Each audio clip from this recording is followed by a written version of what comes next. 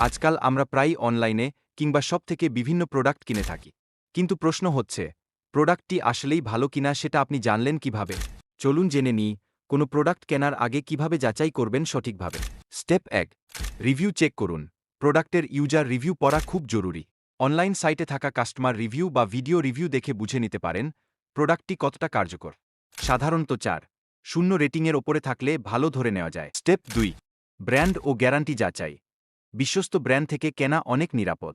Check করুন ব্র্যান্ডটি কেমন সেবা দেয়, তাদের ওয়ারেন্টি পলিসি কী, রিটার্ন পলিসি আছে কিনা। এই বিষয়গুলো নিশ্চিত করুন। স্টেপ 3, স্পেসিফিকেশন যাচাই করুন। প্রোডাক্টটি আপনার চাহিদা অনুযায়ী কিনা সেটা স্পেসিফিকেশন দেখেই বুঝবেন। যেমন ফোন কিনছেন, তাহলে র্যাম, স্টোরেজ, ব্যাটারি এসব মিলিয়ে দেখুন। যদি ফ্রিজ হয়, তাহলে capacity, star rating, energy consumption যাচাই করুন।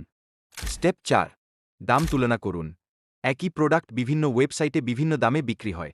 প্রাইস কম্পেয়ার ওয়েবসাইট যেমন প্রেসেকোটো, খোম বা বোক্যাশ অফার পেজগুলো চেক করতে পারেন। ভুলেও বেশি দাম দিয়ে যেন না কিনে বসেন। স্টেপ 5, ফেক বা কপি প্রোডাক্ট থেকে সাবধান। অনেক সময় নকল প্রোডাক্ট আসল ভেবে কিনে ফেলি। সেক্ষেত্রে প্যাকেজিং, ব্র্যান্ড লোগো ও ম্যানুফ্যাকচারিং ডিটেইলস দেখে বুঝে নিতে হবে।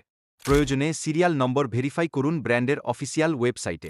স্টেপ 6, ইউজড বা রিফারবিশড কিনলে সতর্ক থাকুন। দ্বিতীয় হাতের প্রোডাক্ট কিনলে অবশ্যই ফিজিক্যালি দেখে নিন।